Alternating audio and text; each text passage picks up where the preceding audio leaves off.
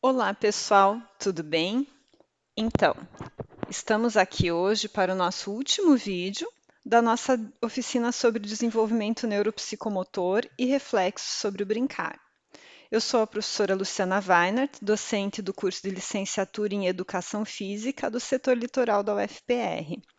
E essa oficina, lembro sempre que ela faz parte das atividades remotas propostas pelo curso de Educação Física para esse período de distanciamento social. Bem, hoje nós vamos tentar ser um pouquinho mais breves, né? Porque no último vídeo, no quarto vídeo, nos estendemos bastante, a temática era bastante ampla, porque precisávamos falar de marcos motores e tomamos mais de uma hora. A ideia hoje é fazer uma síntese, dar algumas dicas, algumas noções sobre por onde se olha para quando se vai desenvolver estratégias para intervir com as crianças, né? E passar uma atividade final que daí será para a certificação de vocês, ou seja, aqueles que quiserem obter um certificado pela participação na oficina devem desenvolver essa atividade que proporei ao final da aula de hoje, ok? Então, no nosso sumário previsto, o que trabalharíamos hoje seriam as habilidades motoras e a interface que essas habilidades têm com o brincar. Fazendo uma revisão final, né? Hoje, então, como é o nosso último vídeo, logo vai ser a nossa revisão final. De que depende o desenvolvimento neuropsicomotor? Então, lembre-se sempre daquele círculo que eu proponho para vocês, em que estou o eu biológico, com minhas características genéticas herdadas, né? As demandas, as tarefas que me são impostas e o ambiente, o local onde eu estou inserido. Ainda na nossa revisão final, a gente consegue ver nesse slide os neurônios, que é uma das principais células do nosso sistema nervoso central e que atua fazendo sinapse, ou seja, a comunicação entre dois neurônios, como vimos, e entre vários outros neurônios, é claro, entre muitos deles, acaba sendo responsável por gerar um impulso nervoso que lá no finalzinho da cadeia vai se transformar no nosso ato motor voluntário. E para que esse ato motor voluntário ocorra, a gente depende de um ferramental, que são as várias estruturas do sistema nervoso, né, do nosso encéfalo, nossa medula espinhal e o nosso encéfalo se subdividindo na córtex cerebral, muito relacionada ao aprendizado, os núcleos da base e o cerebelo, auxiliares aí no controle motor, e o tronco encefálico, que também tem modulações do nosso sistema motor e muitas funções vitais, além de outras. Feito isso, então, prosseguimos. Vimos nos nossos últimos vídeos o conceito de neuroplasticidade, né, que é aquela capacidade que a gente sempre conversa que o cérebro tem de se adaptar, de se moldar, de se rearranjar quando recebe, né, frente a novos estímulos, e isso vai gerar o quê? A nossa aprendizagem motora. E o que se observa quando se tem aprendizagem motora, como que eu sei que um indivíduo, uma criança está evoluindo? Ela vai passando de um marco motor, que é esperado, uma habilidade motora esperada para uma idade, ela começa a desenvolver outra ou outras habilidades motoras que são esperadas que ocorram nas idades subsequentes. E quando isso não ocorre, ali o nosso último item do slide, baseado em avaliações por escalas, em observações em diferentes momentos da mesma criança, a gente começa a observar se existe algum atraso neste desenvolvimento. Feito isso, pessoal, eu lhes convido para mergulharmos na nossa temática de hoje, né?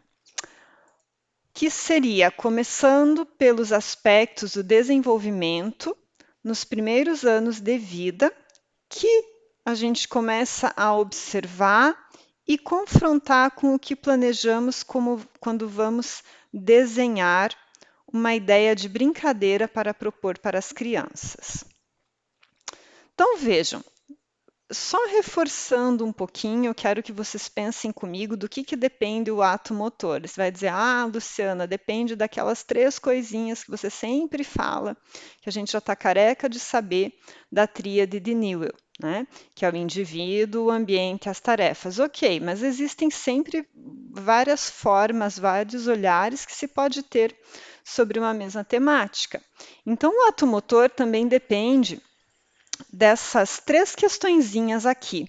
O desejar fazer, ou seja, vai ter uma relação direta com o emocional da criança, com a vontade que ela tem, com a necessidade, com o porquê que eu vou me mover.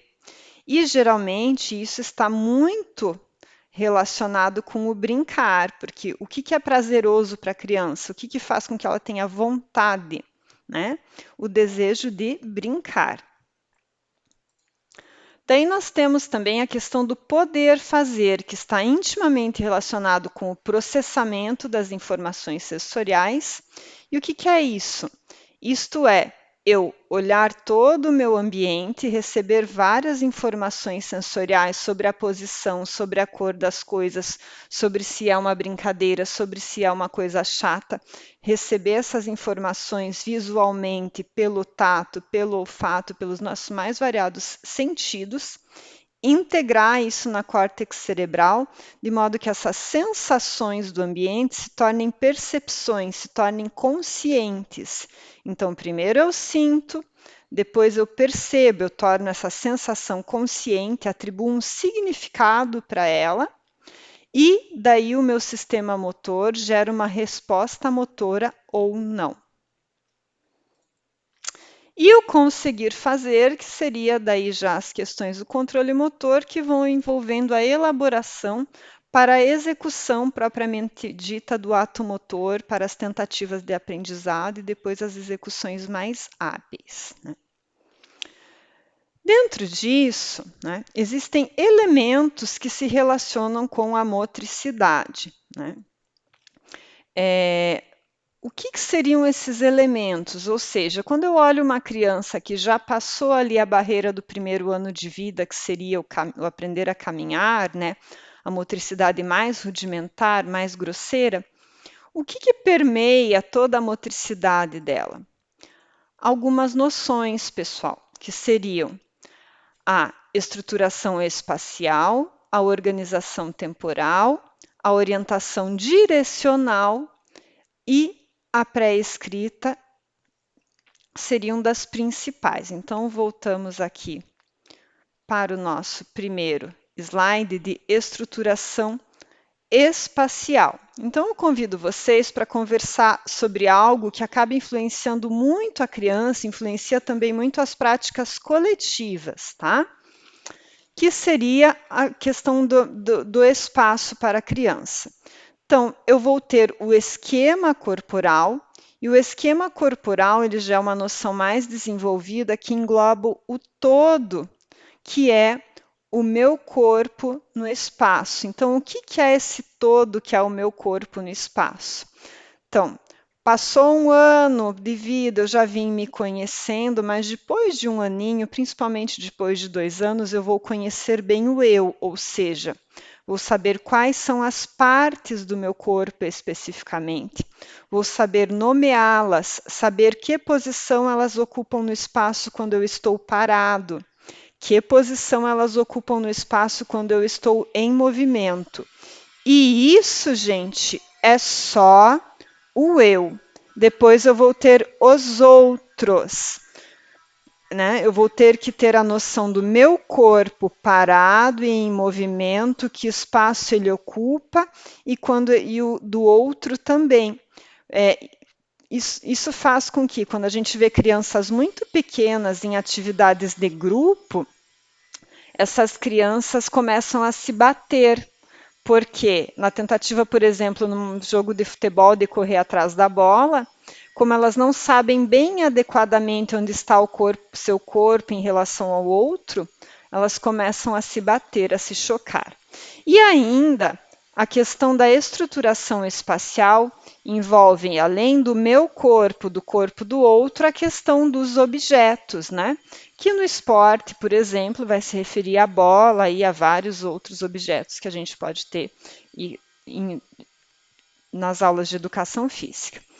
Ainda um último ponto que eu quero falar com vocês, quando vocês forem ver sobre elementos da psicomotricidade, até estará em separado da questão da estruturação espacial, mas aqui eu coloquei junto porque influencia em muito a estruturação espacial, que é o equilíbrio, ou seja, a minha capacidade de me manter em equilíbrio estaticamente ou em movimento, em um pé só, saltitando, correndo, também vai ter uma ampla relação com o desenvolvimento motor e com a noção da estruturação espacial.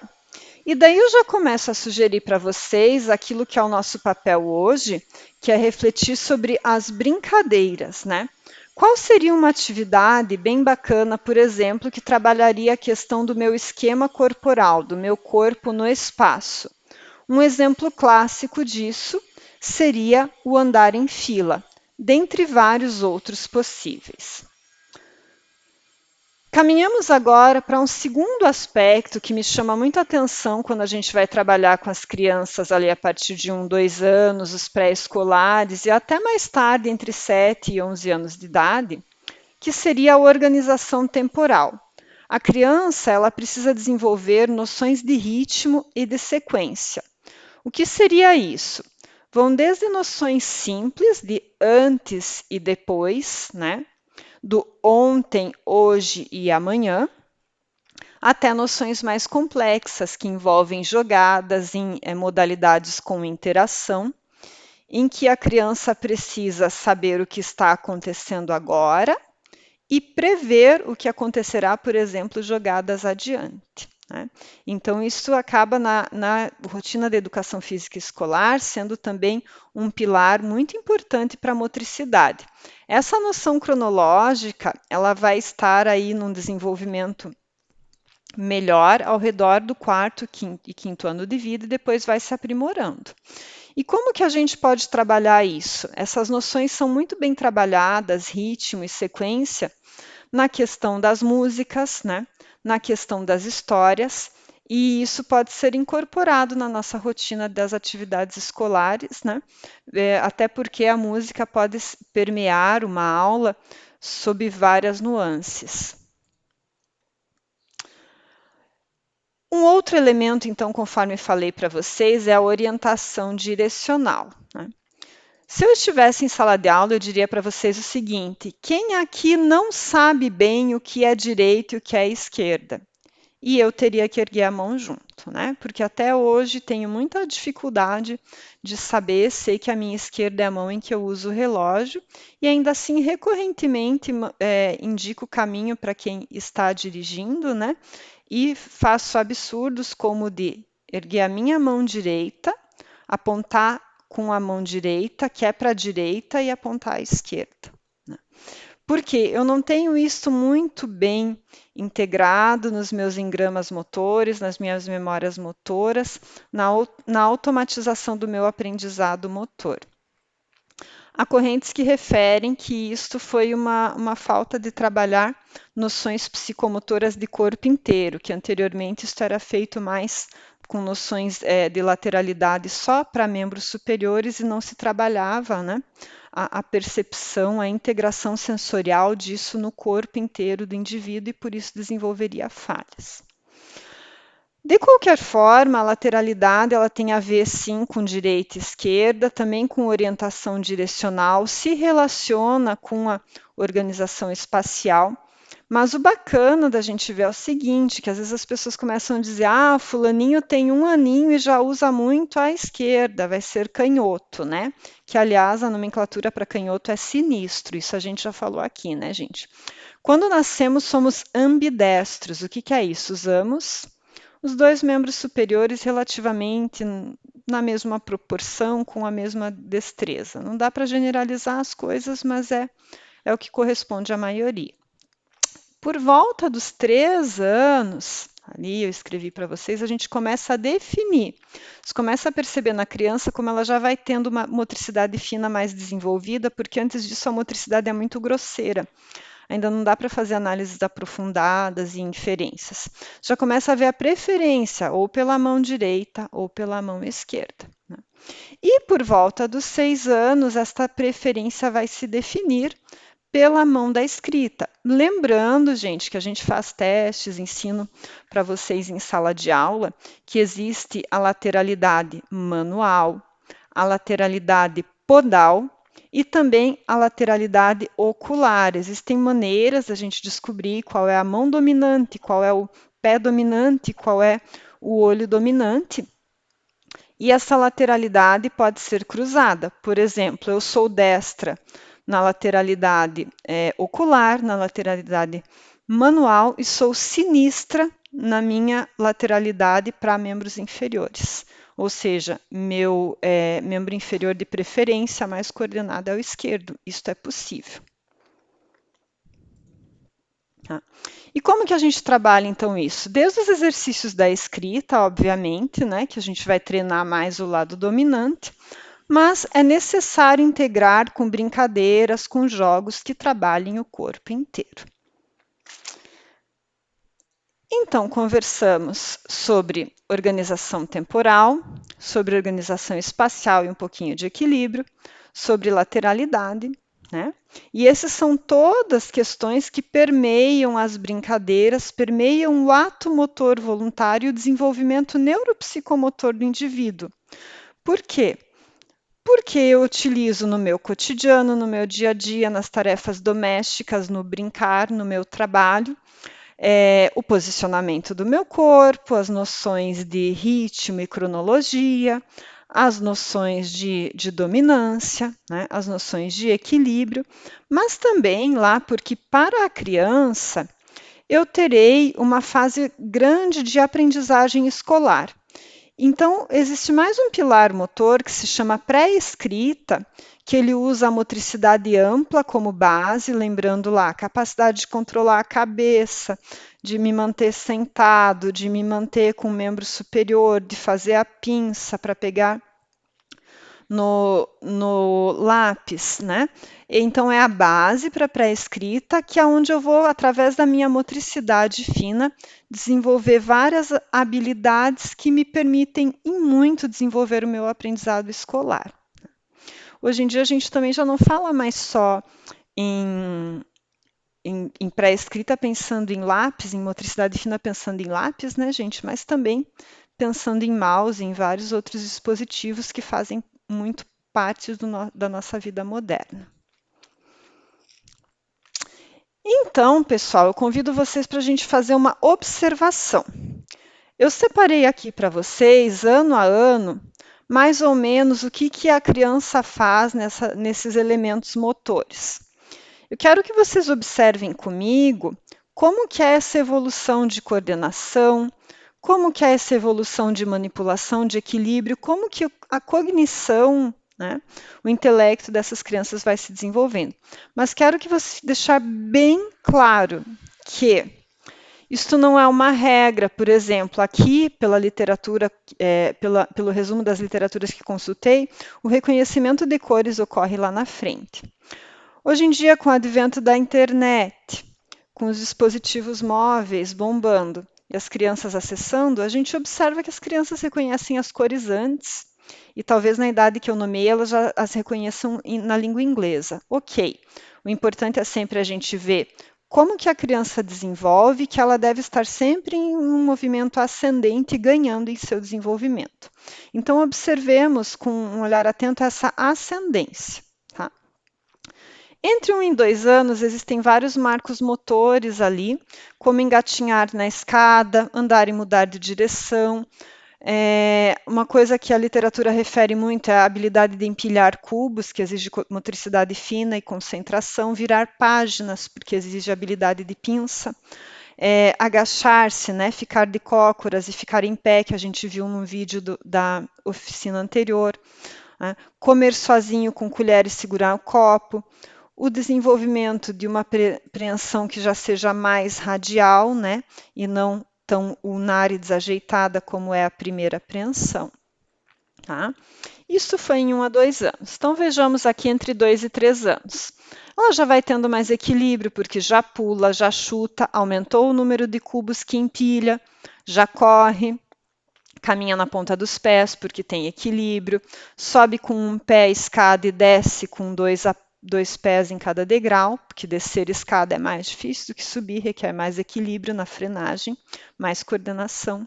Anda para trás, pedala o triciclo, suga o canudo, põe e tira roupas, tá?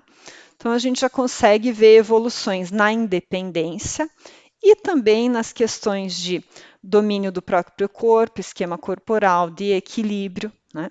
De noções motoras como um todo. Entre 3 e 4 anos, até destaquei em vermelho. Vejam como a gente já tem evolução. Já desce escada sem se segurar e um pé em cada degrau. Sobe escadas e árvores. A gente sabe, pessoal, que hoje a gente tem a realidade de muitas crianças morando em prédio, estamos numa realidade de distanciamento social, a violência também nos impõe menos brincadeiras de rua e ficar mais em casa. Então, talvez subir em árvores não seja o forte, mas tem um repertório motor capaz de, tá? Junta duas partes de uma figura, que é o início do completar ali, né? Faz pares de 3 ou mais, são as habilidades de memória, quebra-cabeça, comer sozinho, e aqui eu coloco muita atenção. A criança já tem repertório motor para e sabe comer sozinho. Não quer dizer que ela o faça em seu cotidiano, porque algumas mães optam por alimentar a criança porque tem o entendimento de que ela vai comer mais e melhor. Realiza movimento de pinça e já empilha 12 cubos. Então, a gente vê na questão das escadas, do empilhamento, né, do pular, grande evolução motora.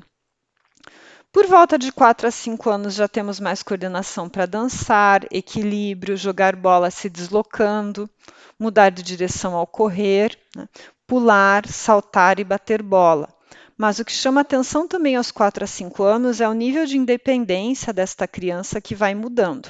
Já toma banho sozinha, né? Consegue usar faca para passar manteiga, obviamente sem ponta, né, gente? Abotoar e desabotoar cinto, passar cordões no sapato, dar nó, começa a ter as noções lá da lateralidade, da direção e das cores. Daí, pessoal, a gente também tem outro advento moderno, que é as pessoas usarem menos calçados com cordão.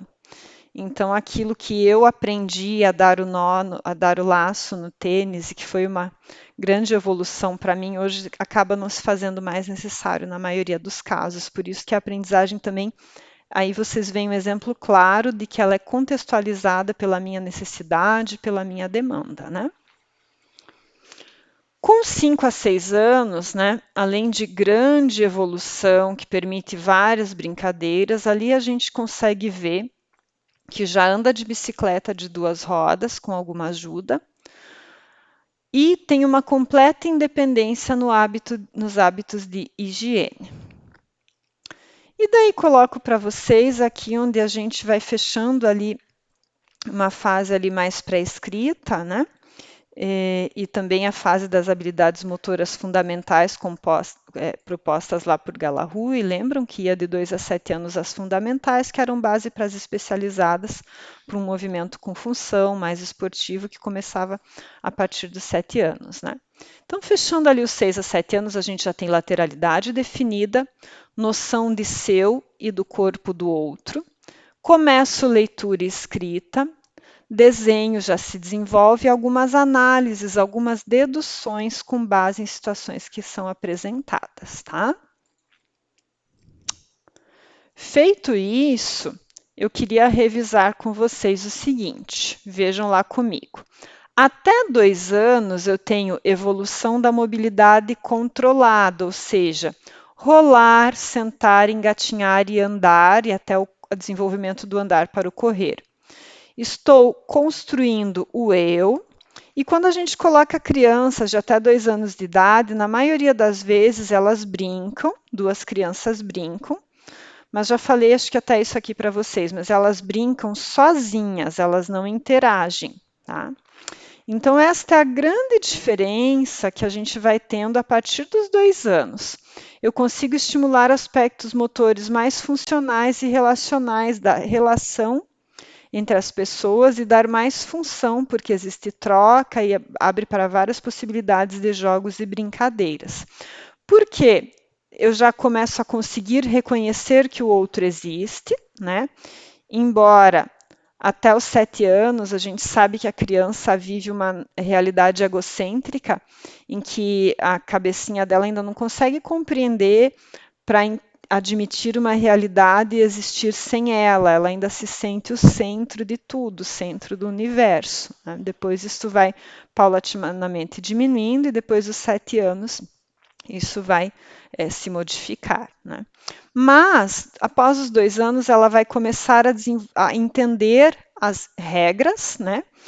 E iniciar a interação, o brincar com o outro. É claro, isso é paulatino, gente. Jogos com regras já vão ser bem melhores lá por volta dos 5 anos, né? Que a criança vai conseguindo sentar. É o treino também do sentar num jogo de tabuleiro, por exemplo, e esperar a minha vez, né? Não ganhar sempre. Então, são várias formas de estimulação. Tem que erguer bem o microfone, porque senão minha voz fica baixa para vocês. Mas esta é a diferença. Até 2 anos eu estou construindo o eu. Não reconheço o outro para brincar, embora eu já esteja observando ele e aprendendo com o mundo. Mas a minha evolução é nesta mobilidade controlada, na motricidade ampla. Depois dos 2 anos, eu começo a ter aspectos psicomotores, relacionais, entender que existem regras e interagir com o outro, tá?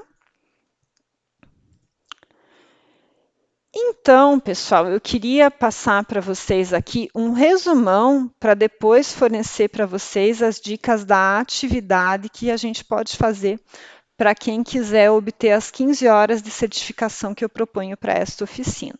Tá? Como estimular o desenvolvimento neuropsicomotor? Primeira coisa, gente, chavão.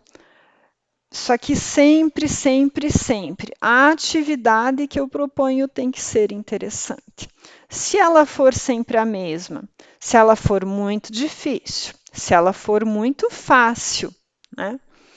Ou se não tiver nada a ver com os meus interesses, eu não vou ter uma demanda por me mover, por realizar e por aprender, tá? Atividade de corpo inteiro, então é bem importante o desenvolvimento da motricidade com aspectos psicológicos, cognitivos, emocionais. A gente precisa integrar isso com o corpo todo, como eu falei para vocês, no desenvolvimento da noção de direita e esquerda. A gente tem que trabalhar isso integrado e num contexto de significado, né? Qual é o funcional, o que tem significado, a que a criança pertence, ao brincar, ao lúdico. E só a prática pela repetição leva ao aprendizado. Lembram-se que a gente conversou sobre sinapse, neurônio conversando com neurônio, né? E que existem caminhos no sistema nervoso, isso vocês viram em um dos vídeos que eu indiquei.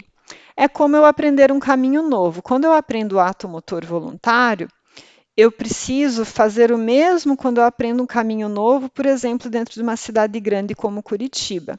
A primeira vez eu preciso de um mapa, preciso de várias dicas, preciso de incentivo, preciso realmente precisar, então precisa ser legal, precisa ser brincando.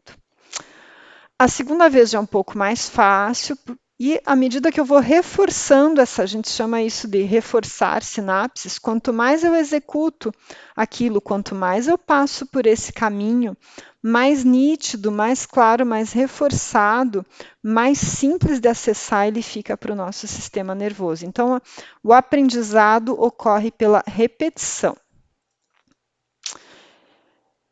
E o que eu tenho que estimular? Daí vem assim o tchan, tchan, tchan, tchan da coisa. Eu tenho que saber qual que é a fase atual da criança para estimular a próxima. Então, eu tenho que observar, passar uma atividade e ver como que a criança se desenvolve ou as crianças se desenvolvem. Para eu entender qual é o repertório motor atual, observar ali na linha do tempo, mais ou menos ao redor de qual idade está esse desenvolvimento, ver qual é a próxima idade, ver mais ou menos qual o repertório motor esperado para esta próxima idade e ver quais componentes de movimento eu preciso trabalhar. Lembram dos exemplos dos bebês? Por exemplo, né? Se eu tenho um bebê que ele já controla a cabeça, isso ocorre por volta do 3º mês, então eu já coloco ele em prono, de barriguinha para baixo, ele já se estende e já vai tentando pegar os brinquedos. Qual é o próximo passo? O próximo passo é rolar. Então, o que eu vou começar a fazer agora? Eu vou começar a colocar ele em supino, de barriguinha para baixo, deitado. Mostrar bem o brinquedo, né?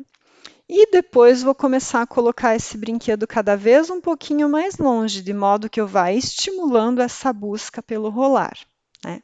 Então, por isso que eu tenho que ter bem claro, se a criança está ao redor dos 4, 5 anos, o que a criança de 5, 6, 6, 7 faz?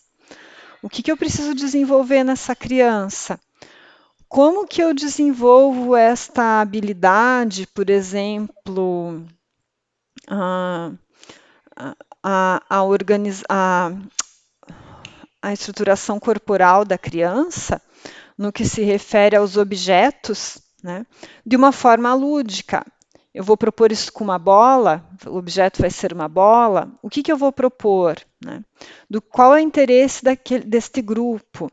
Então, são várias questões a olhar, mas o que a gente tem que centrar, que tem que ser interessante para quem vai fazer. E pelo que a gente se interessa? Por coisas novas, por coisas desafiadoras, que não são impossíveis, né? E que me permitem também interagir.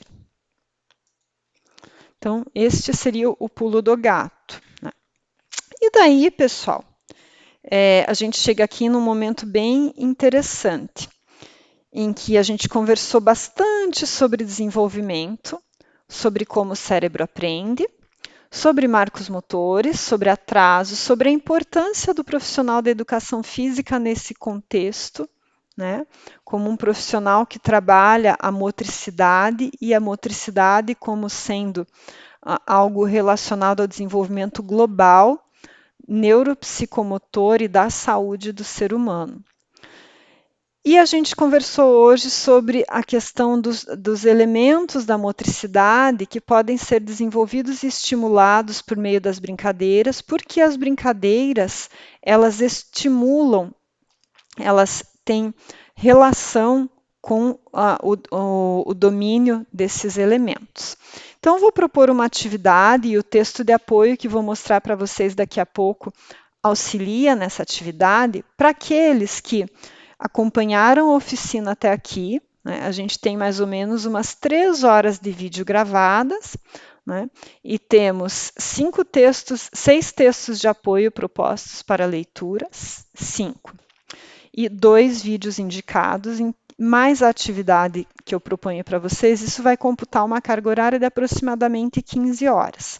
Então, aqueles que desenvolverem esta atividade poderão daí solicitar o seu certificado. Então, vou ler com vocês.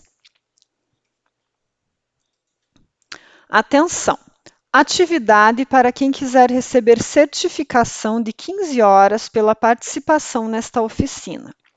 Encaminhar por e-mail para lucianaveinert@gmail.com até 15 de dezembro. Dia 16 não vou aceitar mais. Qual é a atividade? Então, número 2.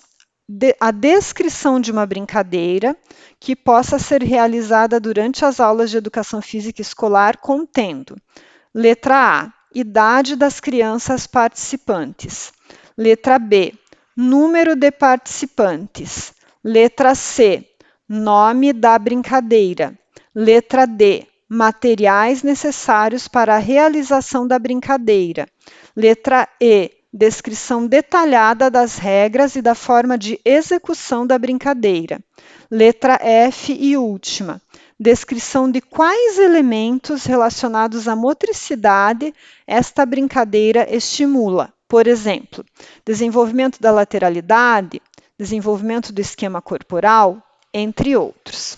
Então, pessoal, vocês vão dizer para qual idade é a brincadeira, para quantos participantes, qual é o nome da brincadeira, quais materiais se utiliza para fazer essa brincadeira, descrever como que se faz essa brincadeira, tá?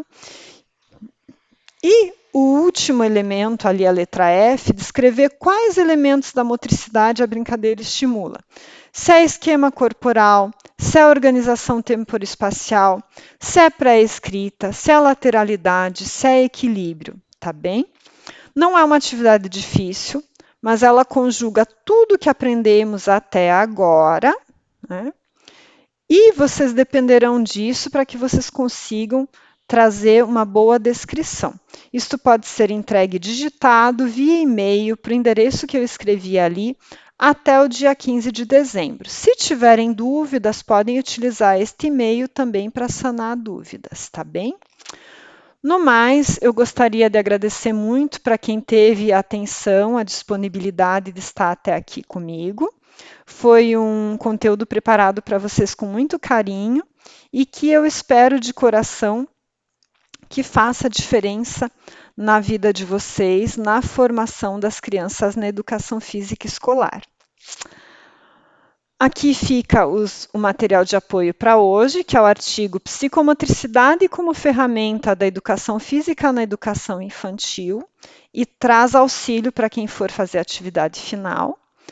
Fecho mostrando o sumário e lhes dizendo que percorremos um caminho grande, um caminho muito bacana do ponto de vista de desenvolvimento na infância, né? E para quem chegou até aqui, com certeza um olhar diferenciado sobre a criança ser única, mesmo crianças da mesma idade são únicas, porque frequentam ambientes e recebem tarefas diferentes, né?